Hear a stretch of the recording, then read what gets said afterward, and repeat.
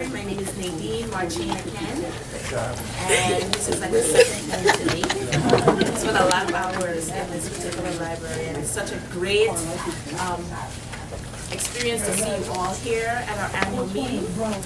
We have an awesome speaker today. We are honored to have Mr. Paul Peucker. Mr. Peucker is the archivist at the Moravian Archives in Bethlehem, Pennsylvania. He was born in the Netherlands, where he received his doctorate in history from the University of Utrecht. You want me to speak louder?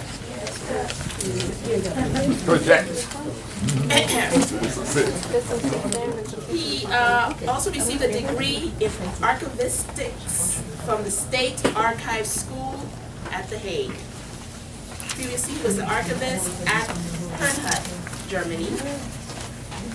He is the managing editor of the Journal of Moravian History. In his newest book, The Time of Sifting, Mystical Marriage and the Crisis of Moravian Piety in the 18th Century, is scheduled to be published by Penn State University during the spring of 2015. I have to tell you that I previewed his presentation last evening, and there are lots of things that I'm now so excited. I don't have any Moravians yet in my family that I know of, but certainly I've been very excited about the information that's there and what he plans to do. Without further ado,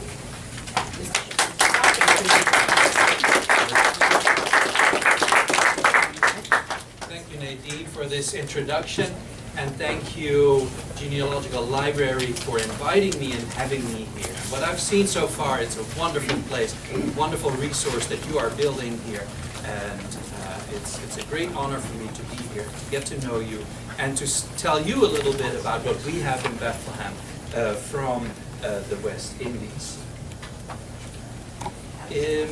We have a lot of records that relate to the Moravian churches in the West Indies. We are the archives for the Moravian Church in North America, Northern Province. So we cover the entire United States except for the Southeast, North Carolina, and Virginia and Florida.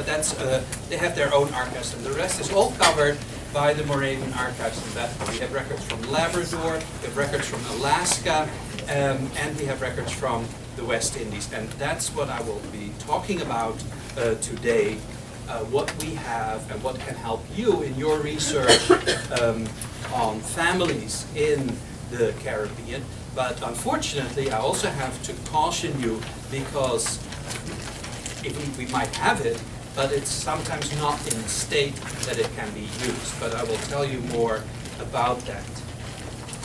Here you see a picture of the Moravian Archives in Bethlehem, and I hope I'm not covering, I should stand over here, this is maybe a better place. All right. This archives was built in 1977 on the campus of Moravian College. We're not part of the college officially, but we're on the campus, which is a good thing because we work together with the college, with students and faculty, but we are an agency of the Moravian Church. We get our funding in part from the Moravian Church in Bethlehem. And I'm going to tell you a lot about the record keeping of the Moravians, and before I do so, I would like to explain why Moravians are known as good record keepers. What is it that interested them in record keeping? And I think that has to do with the history of the Moravian Church. And I'm showing you a picture here of Herrnhut in Germany. This is the place where in the 1720s people came together, a lot of them came from Moravia and from other parts of Europe, and founded this Christian community. And in 1727, something happened to these people. They had the feeling that God was acting in their midst, and they believed that God was actively working in their congregation. And when you believe that, then you don't consider your history as ordinary history. You believe that this is something that has to be recorded. So Moravians started writing diaries. They recorded from day to day what happened in their community. And they saw this as a continuation almost of the Bible. God was acting with them in the 1720s, and they believe that has to be written down. So they wrote diaries of their congregation. And they believed that every person that belonged to their community had to be recorded. So they made lists of names, and they recorded every baptism and every marriage and every funeral like they did in other churches as well, but they took great care in preserving this. And when someone passed away, at each funeral, a memoir was read, or Lebenslauf, as Moravians called it in German. And these memoirs were placed in the archives. We have about 13,000 of these memoirs written by Moravians in the archives in Bethlehem. I know the archives in Herrnhut, Germany, has 30,000. So these are short biographies read at the funeral and then afterwards placed in the archives. So Moravians considered their archives really as repositories of faith experiences. So from an early time on, Moravians took great care of their archives. What we have to offer as an archives facility is that we have a secure vault. And you see here our heavy door, and it's a fireproof, fire-secure door, and behind that is a space that's about 3 times as big as the space that we're in right now. We have a fire suppression system. These containers that you see here, they contain halon gas. And halon gas is heavier than oxygen. So in case of a fire, the halon gas will come out. And because it's heavier than oxygen, the space will fill up with the gas, and then the oxygen is pushed out of the space. And when there's no oxygen, the fire goes out. This is a system that has never gone off. So since 1977, we had no alarms, not even false alarms, which is a good thing because halon gas is extremely expensive, and it's also very, very bad for the environment. Remember the refrigerators that had the stuff in there that was really dangerous for the ozone layer? This has the same effect. This is grandfathered. It's old enough so that we can keep it, but of course we don't want it to go off. But it's a secure field. We know that in case of a fire, this system will do its work. And we control the storage conditions. We control the temperature. We keep it at 65 degrees Fahrenheit, and we also control the humidity. It gets too warm and too humid, then mold will start to grow. If it's too dry, then the bindings of books will break, the leather will dry out, the parchment will dry out. Gets too cold, that's really not a problem for our records, but then it's a problem getting something out of the vault into the reading room because we don't want to shock these precious documents with too much of a temperature difference. So 65 degrees is a good average. And we try to put everything in an acid-free environment. We use acid-free folders, acid-free boxes, and over time we have been replacing old boxes and old folders and putting things in this acid-free material. Here you have a view of our vault, and we're very proud of our shelving in the vault. We have movable shelving. I'm sure you've seen that, where the shelves move, and that's a very efficient way of storing things. We didn't have that before, but our vault was getting full, and we applied with the National Endowment for the Humanities, a federal agency in Washington, D.C., and they gave us a matching grant to install this shelving. And it shows that the federal government is aware of the Moravian collections and considers these records important enough to give us funding for these shelves. And we were able to install the shelves and complete the project successfully. And it's important to know, because later on in my presentation I will talk again about the National Endowment, because we want to work with them again. And here you see the records that we have from the Eastern West Indies. This is a bit of a funny name, Eastern West Indies, but it's a Moravian name. Originally, the entire West Indies were one province, one unit within the Moravian administration. But then people said, well, it's really a big distance from Jamaica to Barbados. So let's split this province into two. So we have Jamaica, and then we have the Eastern West Indies. So the Eastern West Indies form a province by itself, with its own synod and its own administration within the worldwide Moravian Church. And these records are really the records that originated here. So the records of the administration of the church, what is called the Provincial Elders Conference, that has their headquarters on Antigua, and then the records of the individual churches. In the 1960s, the ministers on the islands, Moravian ministers on the islands, had a great awareness of the history and the records. And they found records in church attics and parsonages, and they were very concerned about the condition of these records. Some of them went back 200 years and had been stored in a tropical climate, and the condition of these records was really bad. And they said, let's collect all these records and send them to Bethlehem, and then in Bethlehem we can take better care of them. So in 1968, the Synod of the Moravian Church, East and West Indies, decided that they would request the archives of the Northern Province to take care of these records. So everything was packed up and shipped to Bethlehem, and then in 1974, another shipment was sent to Bethlehem and added to this collection. It's important to understand that it came in two shipments, because what we found, we have a finding aid for these records. And probably this finding aid was made before 1974, because we found that not everything is listed in the finding aid. And so we always thought, oh, this is great, we have a complete finding aid. Well, no, unfortunately, the 1974 edition is not in there. But, you know, that is something that can be done and can be added to it. We have a website, and on the handout that you got, there is information about how to access our website and what you can find on the website. This finding aid is available as a PDF file, and I saw it's circulating here. You can just go to the website and then print it out.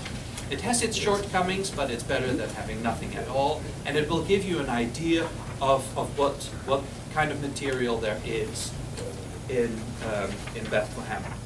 And you can go in here under collections, but there's another way, and that's easier. On the bottom of each page there is this bar, and I printed that out on the handout, and there you have a direct link to a list of holdings. You can then on the list of holdings find Eastern West Indies, and then click on that, and that's where you get your PDF file. Or you can go on the left, search records and manuscripts. This is a searchable database. So here you can go in and search and give search terms, and then it will show you what we have under these search terms. Don't put in the name that you're looking for, a family name, because the finding aid is not as detailed as that. But it will tell you if you're looking for, let's say, a memorial church here on St. Thomas, and you put in memorial, it will show you what records we have from Memorial Church. We have other records as well, and that's explained on the handout. In the early years, the Moravian Church in Bethlehem had the oversight of the missions in the Caribbean. So every missionary sent his reports to Bethlehem, and the correspondence was with Bethlehem, not with Germany. That changed in the 1760s, but for the first, let's say 20 years, this correspondence is in Bethlehem. And this is very important stuff. It relates to the beginnings of the Moravians here, on St. Thomas, on St. John, on the other islands, and it's material that has not been used a lot. Most historians think, oh, when we want to know something about the early history of the Moravians, we go to Herrnhut, Germany, and that's where we'll find the information. And that is right for the second half of the 18th century and for the 19th century. But for those early years, the correspondence is in Bethlehem. And we have finding aids for that as well. And you can find that on the website. So today, I'm going to show you examples of our collections. I'm going to talk about the records, about the library, the photos that we have, maps and drawings. And we'll start with the records. Those are the manuscripts, the documents, the handwritten material. Here you see a page of a very early diary of the Moravian mission here on St. Thomas. Moravians every Moravian church, every Moravian mission kept a diary. So from day to day, the minister and the missionary would write down the important events. And this is a diary written by Frederick Martin, who was one of the great missionaries of the early years, from 1743 to 1745. And we have a whole series of these diaries, and it would document the life of the Moravian mission. This is in German, so you have to know German to understand this. But we also have diaries in English. This, for example, is a Moravian mission on St. Kitts, 1855. It talks about a cholera epidemic, and this is written in English. And we have diaries for most of these Moravian missions. Of course, we have the church registers, and those are the real treasures for anyone doing family history, listing the baptisms, the marriages, the funerals. In Moravian church register, sometimes there is a lot of information with funerals. They add short biographies, and confirmations are sometimes recorded in these church registers. So these are very important records. A lot of these books have been kept for a long period of time, and we have a register from New Herrenhout that started in the 1830s and was in use until the 1950s or 1960s. A very long period of time. So you can understand that in addition to the detrimental effect of the tropical climate, getting that book out every time there was a baptism, every time there was a marriage, every time there was a funeral, and writing something in and putting it back, had its effect on the condition of the book. This book was restored and is in good condition now, but you can see this book has not been restored, and a lot of these materials have not been restored. So when you turn your handout over, you will see a list of the church registers that we have from the Virgin Islands, the U.S. Virgin Islands. It doesn't say anything about the condition, and sometimes people come to the archives and request something, and we say, we're very sorry, we cannot give that to you because it's just too fragile, and using it would destroy the original. And I'll get back to that. But the list shows you what we have. It doesn't say if everything is usable at this point. Here we see a page of baptisms in Newfield, Antigua. And in my talk today, I'm not limiting myself just to St. Thomas and St. John, because I know people are moving and have been moving from island to island. So when you do your family history, I'm sure it's not just limited to one island, but we have material from various islands. And we have a lot of material from Antigua. This is a book from Friedenstahl, St. Croix, and this is a very interesting register. It lists in the first column a number, and then in the second column it lists the baptismal name. So when someone was baptized, the person received a new name. And when it was an adult, the adult already had a name. But an adult that wasn't born of Christian parents and was baptized received a new Christian name. And in the third column, you will find the former name. And this is a very interesting research because this links back to a previous identity. Often these were African names or names that the slave owner had given the slave. And then there's a column that says nation. And with nation, the missionaries would ask, where are you from? What is your nation in Africa? And then the information that was provided was put here under nation. So this links people back to Africa. It's a wonderful resource because that's a very difficult part. How can we link people back to Africa? And this is a few bits of this information that we can actually find. This book also lists the name of the master or the plantation. It lists the date of baptism, the date, and other information like the name of the missionary who performed the baptism, when people were admitted to Holy Communion, and also the date of death. Very important information. And these books exist for other Moravian places as well. Not for every Moravian mission, but for some. This is a book, a register from New Herrenwood, Moravian Church, and this is a very interesting resource. It's called a register of slave letters. Slaves had documents that proved things about them. Slaves that were free had a letter that they were free. They had letters about who owned them, where they came from. And they did not want to keep those letters themselves. They gave them to the missionary for safekeeping. And later they were returned. This book is a list of these documents that the missionary kept in the parsonage, in the mission house. And it's, we don't have the original letters, but we have the information.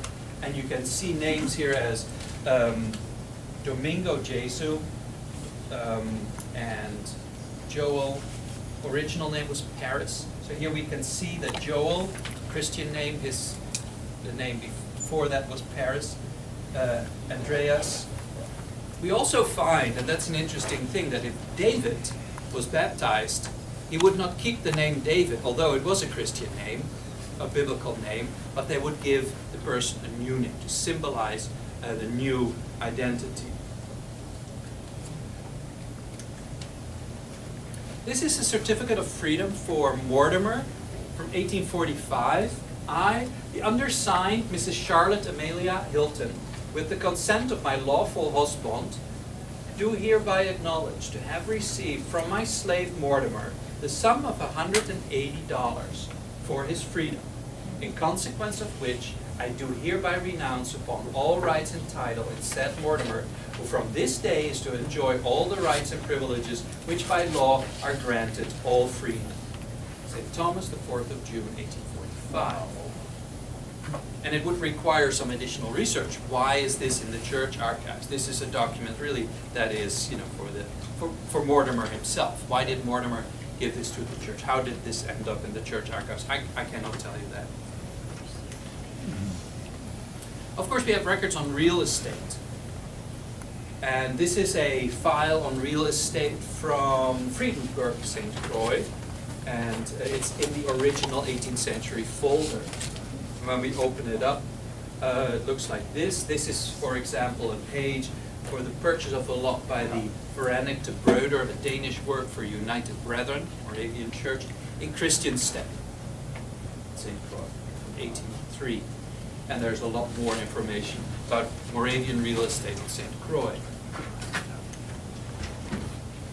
This is the letter of sale for the Krumbe plantation, which is now Niski Moravian Church. And this is a very interesting document because it has been reused. The original document starts at the top and ends about where the red seal is, and it's a sale by Johannes van Beverhout to Hendrik Specht in 1749, where Beverhout sells the plantation Krumbe, where Beverhout sells the plantation to Specht. And then underneath, you can see that the color of the ink on the lower half of the page is darker. That's another sale that's recorded on this document. Specht sells the property to the Moravische Broeders, the Moravian Brethren, in 1756. I showed this last night at Niski, and the minister immediately said, how much was there? How many acres? This document doesn't say anything about the acre. How many acres? It doesn't say anything about the outline of the property, where it was located. It just says the plantation Krumbe. But although it doesn't have that information that we would like to know, it does have information about a previous sale. Because Beverhout, when he sells it to Specht, he also says where he got it from. And he says that he had bought the plantation from Governor Frederick Mott and Henning Lindbergh in 1746. So he didn't have it for very long. He sells it to Specht, sells it to the Moravians, and the Moravians still have the center of that property. Of course, we have a lot of letters. Correspondence is typical for any archive. And these are letters that were written in Niski and sent to Antigua. And here you have a typical example of what this material looks like. This is paper from the 1890s, and it's even if you store it in a more moderate climate, it will be in bad shape. But especially when you store it in a tropical climate, you see insect damage, and the paper is discolored. It's very brittle. Here we have a much older letter from 1755, a letter written by Cornelius. Cornelius was a freed slave. He was what Moravians called a national helper. So he was a helper to the missionaries from here. And he wrote this letter to Bethlehem, and it's in Dutch Creole. I have a translation here. Oh, my dear brother, I cannot say much more than greetings to you and dear brother Nathaniel and Monsieur Simmons, and also to my dear brother Johan Benners, and especially to all the other brothers and sisters.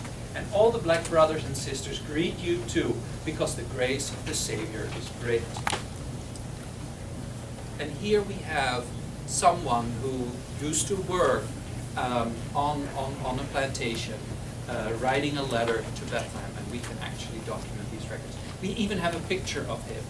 This is Cornelius. He had made such an impression on the governor in the 1780s that the governor decided to have his picture painted, and this portrait was then sent to the leaders of the Moravian Church in Herrnhut, Germany, and this portrait is still in the Herrnhut Archives.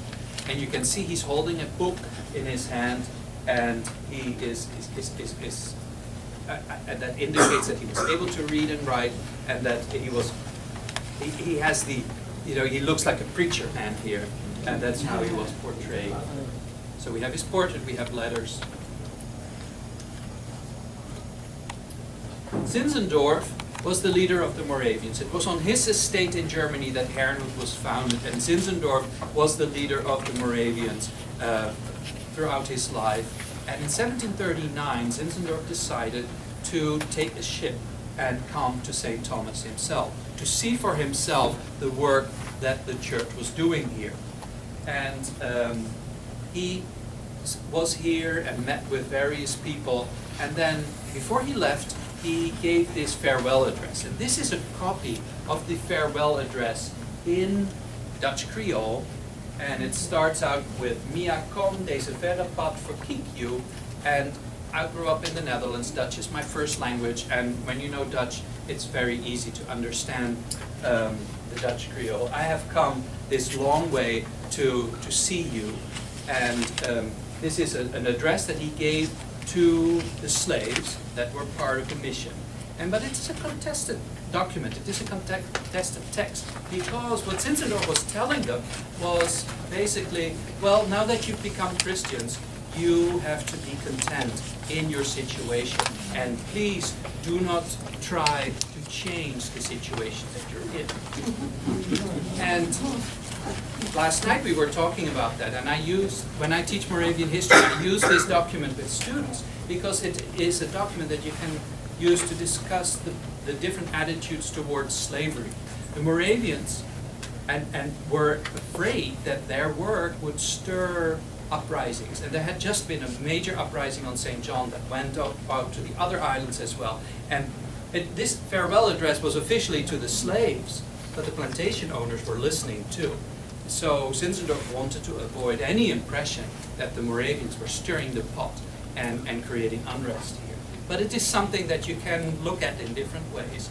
And if you want to read the text, there is an English version available, and I'll show you in what book that is, if you want to read the text for yourself.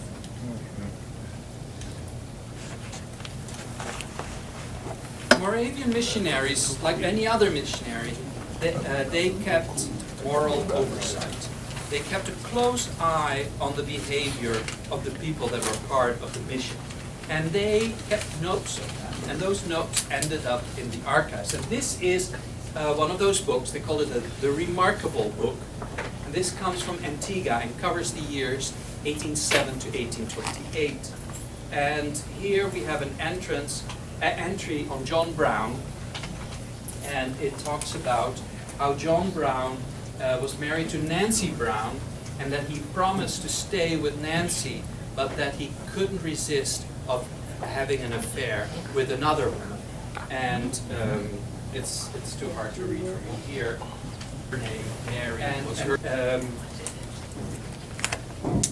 says here that he has promised to give up this relationship with Mary and to stay with his wife.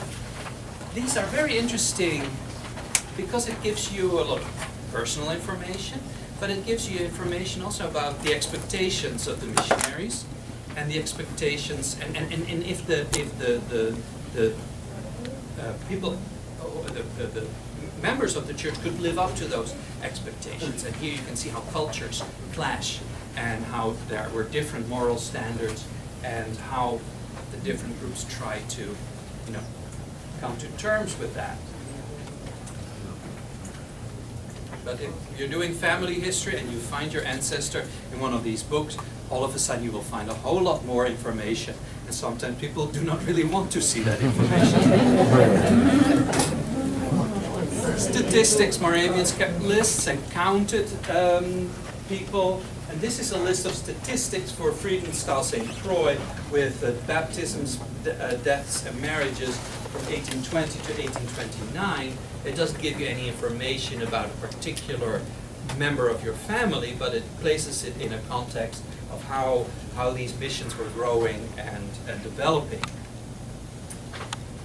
Okay, so that's the category records. Now we get to the library. We have a large library, and we collect anything that has to do with the history of the Moravians. And we have currently 15,000 titles in our online catalog. And in one of the books that is in the library is this handwritten book. It's a Dutch Creole hymn book from 1753. These are translations of Moravian hymns in German into Dutch Creole. So the missionaries translated these into Dutch Creole. And that was the language that was spoken here on the Danish West Indies. Although there were Danish islands, the language that was spoken was Dutch Creole. And this language has died out. But there are people who study this language, and there are not many texts that exist written in this language. But Moravians wanted to preach in the language of the people, so they translated hymns, liturgies, and the Bible into Dutch Creole and other texts. We have letters written in Dutch Creole in the archives in Bethlehem and also in the archives in Hernhu, Germany. And these are important resources for anyone studying this language. And anyone who has done any serious history of the U.S. Virgin Islands has come across this name, Christian Georg Andreas Oldendorff. Oldendorff was a Moravian minister, and he was sent to the Caribbean in 1767, 1768 to do research. He was asked to write a book on the Moravian missions in the Virgin Islands. And Moravians had already published a book about their work in Greenland. There was another book in the planning about the missions among the Native Americans in Pennsylvania. And Oldendorff was sent here to do research. He used the diaries and other records, but he also did oral history. He did interviews. He talked to people, and he asked them questions. He had lists of questions that he asked a series of people, and he asked them, where are you from? What was the name of the place where you came from in Africa? What are your names for religious terms? What, in your language, how do you call God? Tell me something about your customs. What did you know about God before you came here? It's very interesting information, all written down through the eyes of a white German in the 18th century with its own shortcomings, but this is a very interesting form of history done at a very early time. And Oldendorff wrote all that down and Then when he was finished, his book had 6,000 pages. His manuscript had 6,000 pages. And the church said, no, there's no way we can publish this. This is way too long. And we cannot publish this. You have to make it shorter. And Oldendorff couldn't do that. He was a man of detail. And he was not able to cut it down in any way. Everything was important to him. So someone else, Johann Jacob Bossart, he was the one who made a shorter version. And that's the version that then was published in 1777 in German. And in 1987, that abridged version was translated into English, called Caribbean Mission. And I know the books are for sale here, and this is a great translation of that history of the Virgin Islands. And this is the book, by the way, that has this farewell address by Zinzendorf in it, in English translation. But the original manuscript was preserved in the archives in Hernau, Germany. And in the 1960s and 70s, people began to be interested in this manuscript and saw that it has so much more information than the printed version. All those oral histories, for example, they are in the manuscript and not necessarily in the printed version. So they started to transcribe the whole, or the entire original manuscript. And it was published between 2000 and 2005 in these 4 volumes. So you can see why the church did not want to publish this in the 1760s. It was way too much. And it's still 4 volumes. And this is the original, this is the complete text of Oldendorff's work, also with his drawings. He has beautiful drawings that he did here. And we have a copy in Bethlehem. I know there's a copy floating around here, and but it's in German. And originally, part of the plan was to have it translated into English. And the German version got published with subsidy from the German government, but I don't think that there's any progress on the English translation. And that would be wonderful to have this text also available in English. It's very, very detailed. Oldendorff was a man of detail, but that's great. And especially when you're doing family history, it has a lot of names in it. And the 4th volume has an index in it. Yes. It is difficult to find online, you know? I don't think so. And the library in Dresden, Germany that published it, they used to have a lot of extra copies. I would just try Amazon and see if they have it, or the German Amazon. Yeah. We here should have it translated in English. We should find the money, it won't be so much.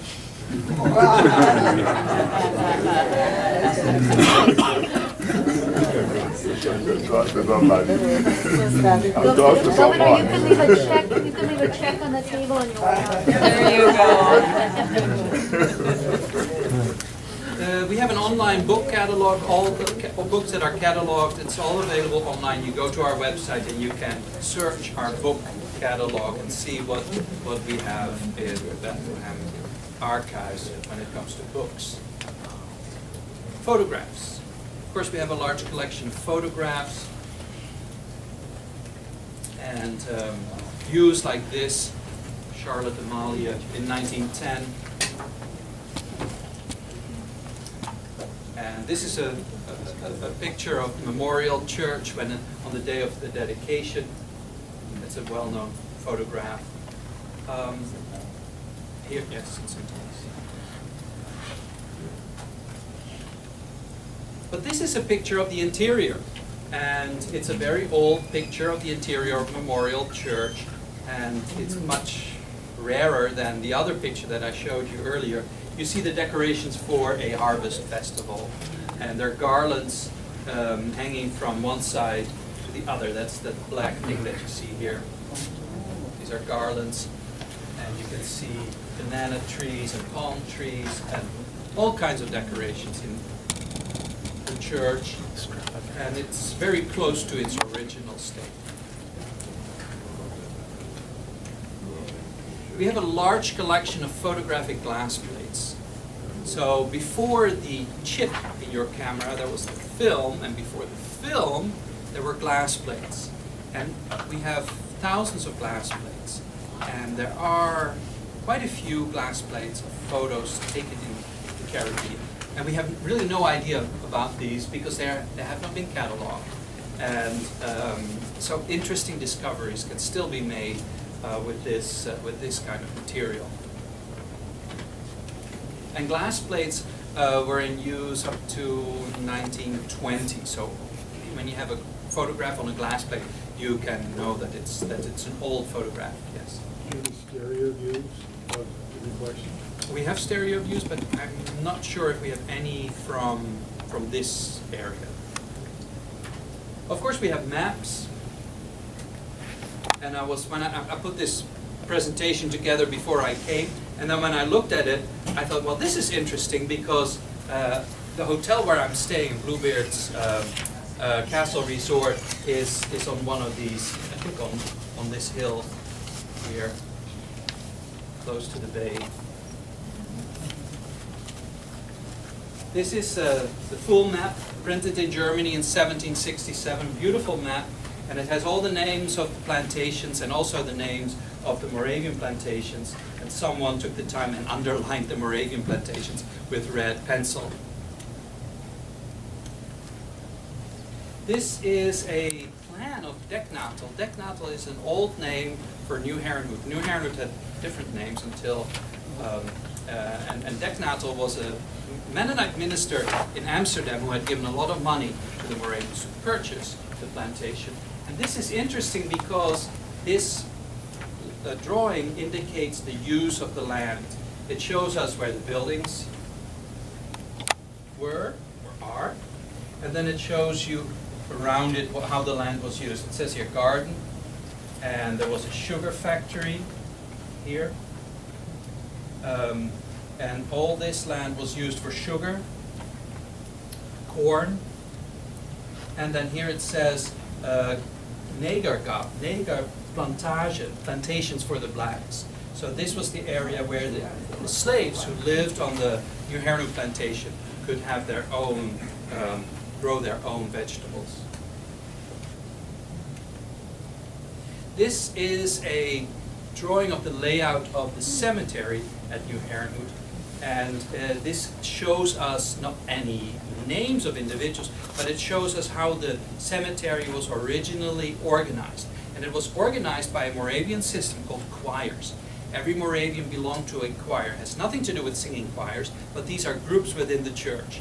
So you had the children, you had boys, girls, single men, single women, the married couples, and the widows and the widowers. And that's exactly how the cemetery was organized. The upper row says Knabenreihe.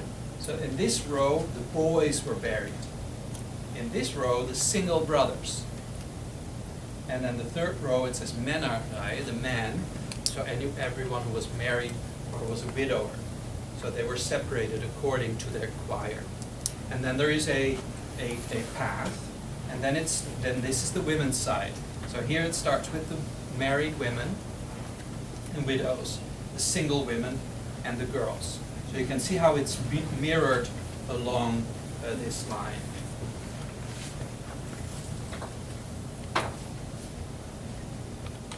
It doesn't tell us where exactly it was located, but that is something that we can find out in other records. Another map here is a detail of a map of St. Croix, and when we zoom in, you see Christiansted, and then here we see the Friedenstahl mission close to Christiansted. We have drawings. This is a drawing of Krumbe or Niski, very early, showing us the buildings that were part of the mission. We see the hill, we see these houses are indicated as slave huts, and then we see a pelican bird flying around. I guess the person who made this drawing was impressed with the pelicans that were flying around. There's a ship here. And this is the same place, only 80 years later, 1839. And again, there's an explanation here. This time it's in English, of how the buildings were used. Have the maps and drawings been digitized? No. There's hardly anything digitized at archives. This is a copper engraving of New Herrenhout. Someone was asking me about images of New Herrenhout. I hope I have enough of New Herrenhout. And this is an engraving that was part of the Oldendorf book. And this is a beautiful view of New Herrenhout. And what you can see is that there's a lot of, that it's not that there are not as many trees as you would see today. And here in the center is where New Herrenhout was, yes. Did Oldendorf actually do sketches, and are those plates from his sketches, or was there somebody else who did them? I believe he did the sketches, was a very good artist, and the original drawings are beautiful. They are in the Herrenhout Archives. I'm not sure if I've ever seen the original of this, but there are a lot of drawings he did of flowers, fish, birds, sugar mill, and they are in the Herrenhout Archives, and they are reproduced in that new edition of Oldendorf. We talked about that yesterday, and we came to the conclusion that this Brewer's Bay, 1859, and someone asked me, oh, was that Moravian too? I said, well, no, the person who visited here, this was done by a minister was here on an official visitation. He went around and did views just of beautiful areas, but it also shows that we have a little bit more than just, you know, Moravian sites. This is a layout of a garden on St. Croix, Friedenstahl, and you can see how formal the design was of this garden. We have more than just the Eastern West Indies province. We also have things from other islands. This, for example, is Carmel in Jamaica, and it shows us the land. And it's a real survey. This tells us a lot about the land, and it has a view of the buildings as well and how they were used here in a legend explaining the use of the buildings. It has a floor plan. It shows us what the individual rooms were used for.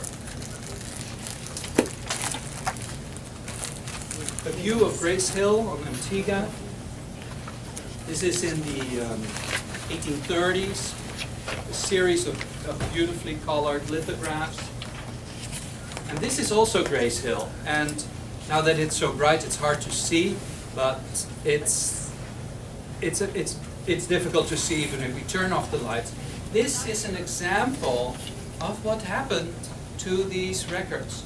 You can see the paper is extremely dark, and there are parts missing. It's very, very brittle, and it's very deteriorated.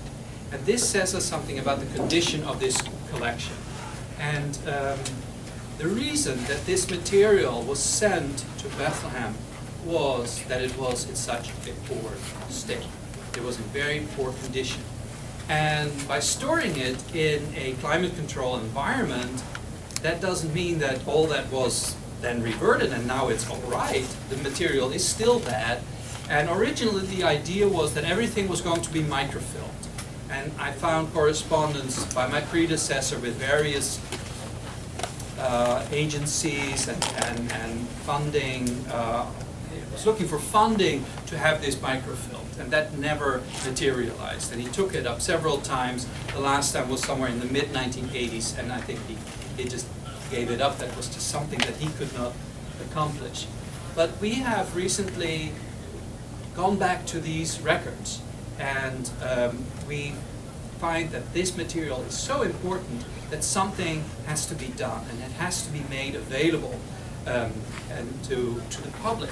And we feel that this material is so important. It's not just important for Moravians. This is really the history of the Caribbean. This is really the history of the transatlantic slave trade in the 18th century and the development of the Caribbean culture here in the 18th, 19th, and 20th century.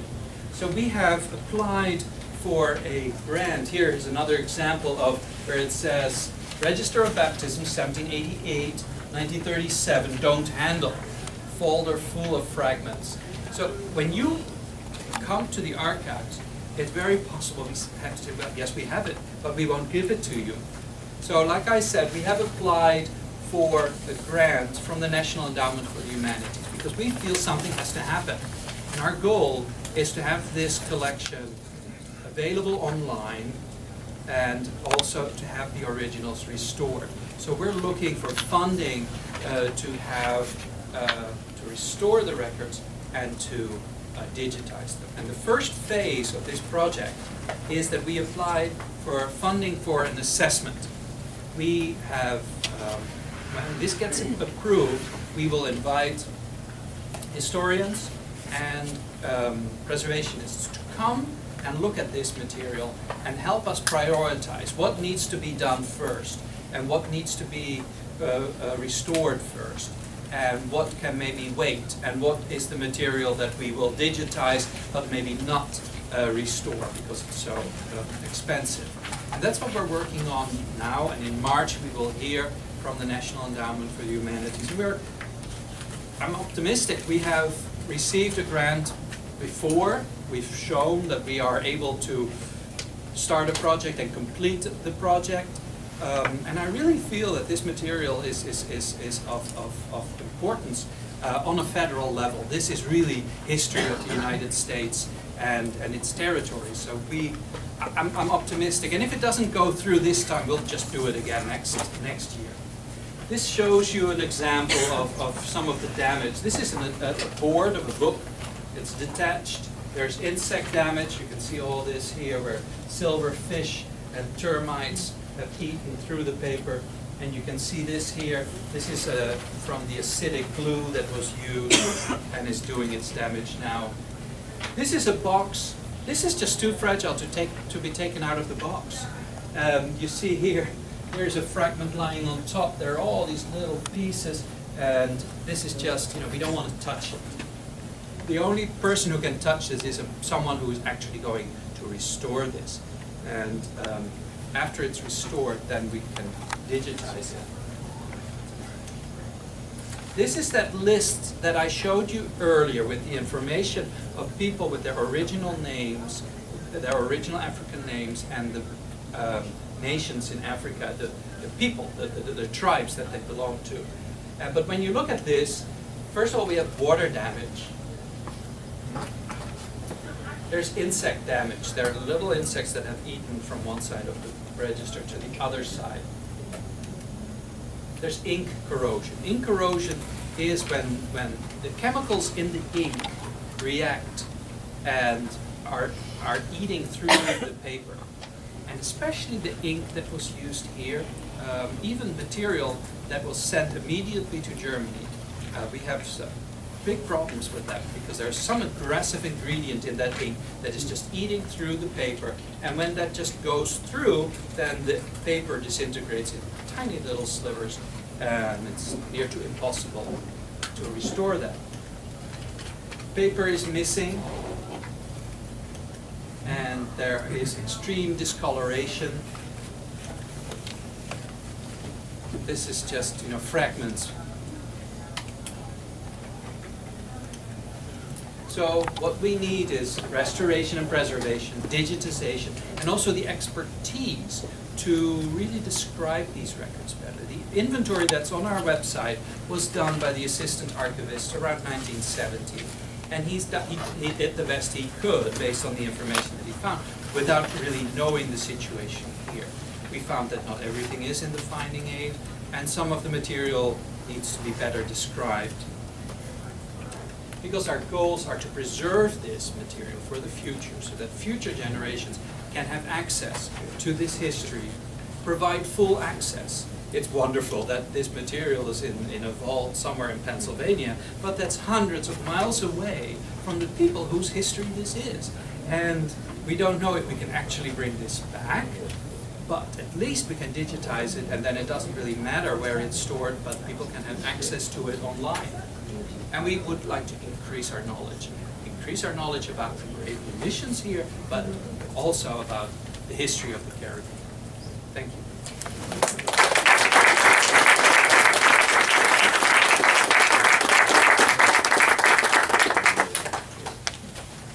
Are there any questions?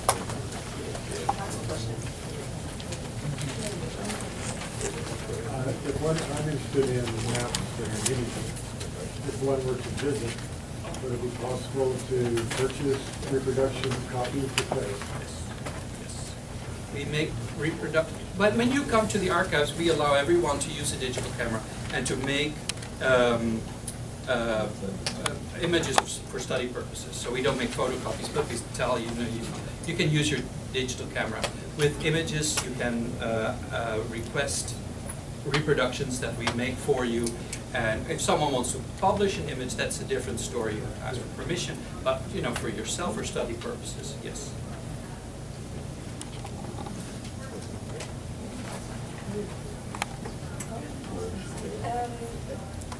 Good afternoon, everyone. I wanted to tag off of what Governor Turnbull had said about how we need to get this translated.